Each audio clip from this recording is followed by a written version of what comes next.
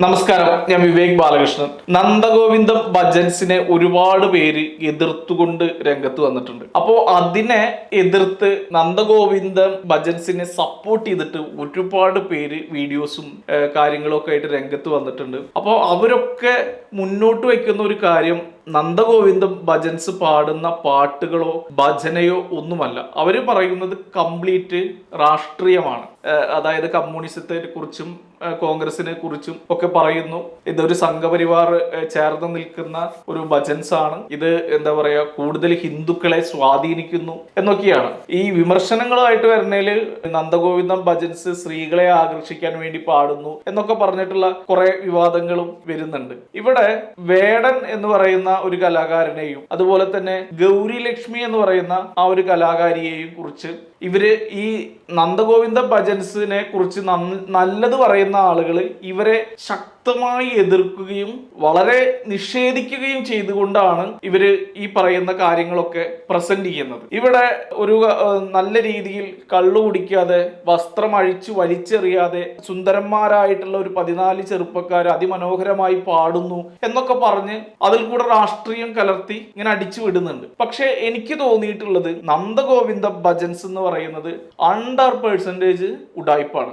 എന്തുകൊണ്ട് ഇങ്ങനെ പറയുന്നു എന്ന് ചോദിച്ചാൽ, ഒരു സംഗീതം എന്ന് പറയുന്ന അല്ലെങ്കിൽ ഒരു ക്രിയേറ്റിവിറ്റി എന്ന് പറയുന്നത് സ്വന്തമായി ഒരു മനുഷ്യൻ ക്രിയേറ്റ് ചെയ്ത കാര്യങ്ങളെയാണ് നമ്മൾ ക്രിയേറ്റിവിറ്റി എന്ന് പറയുക. അല്ലെങ്കിൽ ആ ഒരു സംഭവമാണ് പ്യുവർ സംഗീതം. ഇപ്പൊ കർണാടിക് സംഗീതമായിക്കോട്ടെ, ഹിന്ദുസ്ഥാനി സംഗീതമായിക്കോട്ടെ, നാടൻ പാട്ടുകളായിക്കോട്ടെ, അങ്ങനെ ഏത് കലാരംഗത്തുള്ള സംഗീതങ്ങളായിക്കോട്ടെ, അതിൽ നിന്നൊക്കെ വ്യത്യസ്തത കൊണ്ടുവരുന്ന ആളുകളാണ് നമ്മൾ ലെജൻഡ് എന്നോ അല്ലെങ്കിൽ ഒരു എന്താ പറയാ പ്യുവർ കലാകാരന്മാർ എന്നൊക്കെ നമ്മൾ വിളിക്കാറുള്ളത്. ഇപ്പൊ ഇതിന്റെ ഭാഗമായിട്ട് ഇവർ പറയുന്നത് ഇവർക്ക് കാനഡയിലടക്കം പരിപാടിയുണ്ട്, ഇവർക്ക് അമേരിക്കയിൽ പരിപാടി, ഇവർക്ക് ദുബായിൽ പരിപാടിയുണ്ട് എന്നൊക്കെയാണ്. ഈ ദുബായിലും കാനഡയിലും അമേരിക്കയിലും ഒരു കലാസൃഷ്ടി, ഒരു കല പോയി അവതരിപ്പിക്കുന്നുണ്ടെങ്കിൽ അവരൊരു നല്ല കലാകാരന്മാരാണ് എന്ന് നമുക്ക് അവകാശപ്പെടാൻ പറ്റില്ല. അല്ലെങ്കിൽ അവരൊരു ലെജൻഡ് ആണ് എന്ന് നമുക്ക് അവകാശപ്പെടാൻ പറ്റില്ല. അങ്ങനെയാണെങ്കിൽ ലോകത്തിൽ ഏറ്റവും കൂടുതൽ രാജ്യങ്ങൾ സന്ദർശിച്ചിട്ടുള്ള കലാകാരന്മാർ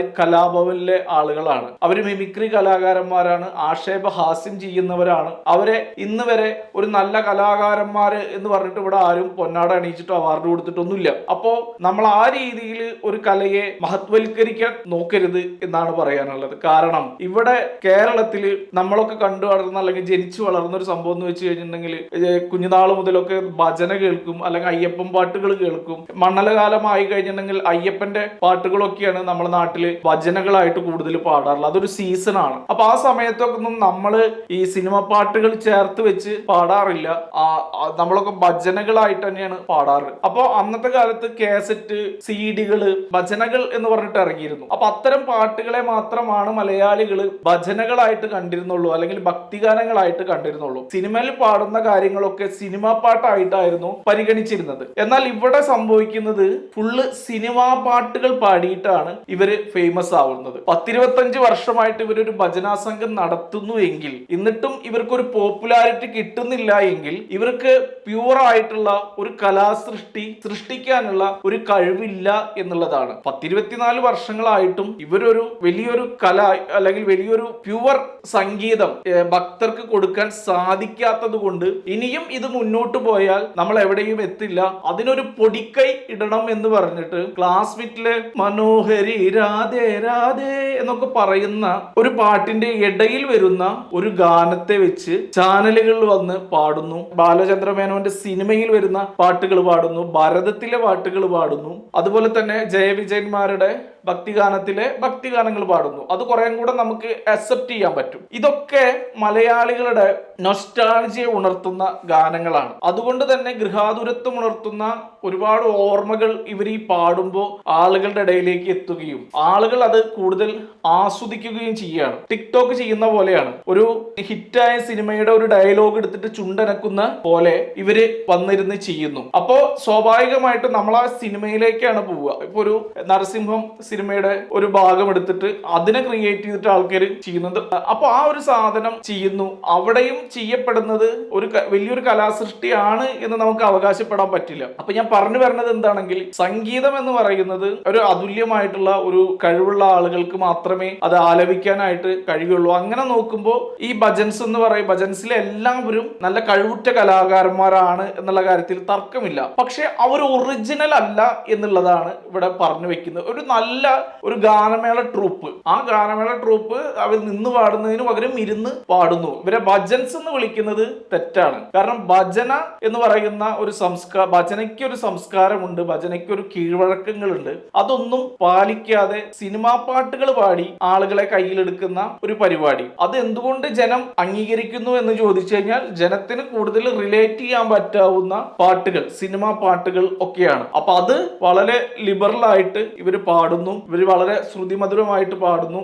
ആ പാടുന്നതിൽ ആരും തന്നെ കഴിവില്ലാത്തവരല്ല, അവരൊക്കെ നല്ല കഴിവുള്ള കലാകാരന്മാരാണ്. പക്ഷെ വേടനെയും ഗൗരി ലക്ഷ്മിയെയും ഒക്കെ ഇവര് അധിക്ഷേപിക്കുന്നുണ്ട്. അതായത് ഭജന സംഘത്തെ ഒരുപാട് സപ്പോർട്ട് ചെയ്യുന്ന ആൾക്കാർ ഈ രണ്ടുപേരെയും അധിക്ഷേപിക്കുമ്പോൾ മനസ്സിലാക്കേണ്ടത്, മദ്യത്തെയും മയക്കുമരുന്നിനെയും നമുക്ക് വിടാം, അതൊരു വ്യക്തിയുടെ പോരായ്മകളാണ്, അതിനാരും ഒരിക്കലും ഒരു കാലത്തും സപ്പോർട്ട് ചെയ്യില്ല. പക്ഷെ അവർ ചെയ്യുന്ന കലാസൃഷ്ടി അത് അതിഭീകരമാണ്. കാരണം അത് പ്യുവറാണ്, അതൊരു പുതിയൊരു കുഞ്ഞ് ജനിക്കുന്ന പോലെയാണ് ആ ഒരു കലാസൃഷ്ടി. അപ്പൊ അതിനെ മനസ്സിലാക്കാതെ ഇതിനെ രാഷ്ട്രീയവൽക്കരിച്ചിട്ട് ഈ പറയുന്ന ഗൗരിലക്ഷ്മി ആവട്ടെ, ഗൗരിലക്ഷ്മി കഴിഞ്ഞ ദിവസം ഹരിനാമ കീർത്തനം, അതുപോലെ തന്നെ ഹരിവരാസനം ഇതൊക്കെ പാടുന്നത് കേട്ടു. അതൊക്കെ അവരുടെ രീതിയിൽ അവർ പാടുന്നതാണ്. അതൊട്ടും തന്നെ അംഗീകരിക്കാൻ കുറച്ച് പഴയ ആളുകൾക്ക് ചിലപ്പോ ബുദ്ധിമുട്ടുണ്ടായിരിക്കും. പക്ഷെ അവര് പാടുന്നത് അവരുടെ ഒരു സ്റ്റൈലിലാണ്, അവരത് കുറച്ച് ടൂട് മാറ്റിയിട്ടൊക്കെ പാടുന്നത്. അതിലും ഒരു പുതുമ കൊണ്ടുവരാൻ അവരൊരുപാട് ശ്രമിക്കുന്നുണ്ട്. പക്ഷേ നന്ദഗോവിന്ദം ഭജൻസിനെ സംബന്ധിച്ചിടത്തോളം വളരെ ചെറിയ ചില മാറ്റങ്ങൾ മാത്രം വരുത്തി അതേ പാട്ടുകൾ, അതേ സിനിമാ പാട്ടുകൾ, അതേ ഭക്തിഗാനങ്ങൾ ഇവരിവിടെ വന്നിരുന്ന് പാടുക ചെയ്യുന്നത്. ഈ 25 വർഷമായിട്ടും ഈ ഭജന സംഘത്തിന് ഒരു പാട്ട് എഴുതി അത് ട്യൂൺ ചെയ്ത് ആളുകളുടെ ഹൃദയത്തിലേക്ക് കൊണ്ടുവരാൻ സാധിക്കാത്തത് ഒരു ഭജന സംഘം എന്നുള്ള രീതിയിൽ ഇവർ പരിപൂർണ പരാജയം തന്നെയാണ്. അപ്പൊ കഴിവുള്ള ആളുകളുടെ പോരായ്മകളെ എടുത്ത് കഴിവില്ലാത്ത ആളുകൾ കഴിവുള്ളവരുടെ പാട്ടെടുത്ത് പാടുന്നത് മഹത്വൽക്കരിക്കുന്ന ഒരു പരിപാടി നല്ല കാര്യമല്ല. മാത്രവുമല്ല, ഇതാണ് ഭജൻസ് അല്ലെങ്കിൽ ഇതൊക്കെയാണ് ഭക്തിഗാനങ്ങൾ എന്ന് ചിന്തിക്കുന്ന ആളുകൾ ഉണ്ടെങ്കിലും അതൊരു മോശമായ കാര്യമാണ്. ഇത് ഭക്തിഗാനം അല്ലയോ വെച്ചാൽ ഭക്തിഗാനമാണ്, ഇത് ദൈവങ്ങളെ കുറിച്ച് പറയുന്നതല്ലേ എന്ന് ചോദിച്ചാൽ ആണ്, ഇതൊക്കെയാണ്. പക്ഷെ ഇതിനകത്ത് ഒരു പക്ക സത്യസന്ധമായ ഒരു പ്രോസസ്സ് ഇതിനകത്ത് നടക്കുന്നില്ല എന്നുള്ളതാണ്. ലാലേട്ടന്റെ ശബ്ദം അനുകരിച്ച് ഡൂപ്പ് ചെയ്യുന്ന ഒരാള് കലാകാരനാണോ എന്ന് ചോദിച്ചാൽ കലാകാരനാണ്. പക്ഷെ ലാലേട്ടനാണോ എന്ന് ചോദിച്ചാൽ ലാലേട്ടനല്ല. അത് ലാലേട്ടൻ തന്നെ വന്ന് നിന്ന് സ്റ്റേജിൽ പറഞ്ഞാലാണ് നമുക്ക് സന്തോഷം എന്ന് പറയുന്ന പോലെ ഇതൊരു ഡൂപ്പ് ഭജൻ സംഘം എന്നേ പറയാൻ പറ്റുള്ളൂ. അപ്പോ സംഗീതം എന്ന് പറയുന്നത് ആളുകൾക്ക് ഇഷ്ടപ്പെടുന്ന കാര്യമാണ്. അത് ഗൃഹാതുരത്വം ഉണർത്തുന്ന കാര്യങ്ങളാവുമ്പോൾ ആളുകൾ അതിനെ കൂടുതൽ പ്രോത്സാഹിപ്പിക്കും. ആളുകൾ ഇഷ്ടപ്പെടുന്ന പാട്ടുകൾ ഇവർക്ക് പാടാൻ കഴിയുന്നു എന്നുള്ള കാര്യത്തിലൊന്നും തർക്കമില്ല. പക്ഷെ ഇവരെ സപ്പോർട്ട് ചെയ്യുന്നതോടുകൂടി നല്ല ഒറിജിനൽ കലാകാരന്മാരെ അധിക്ഷേപിക്കേണ്ട കാര്യമില്ല.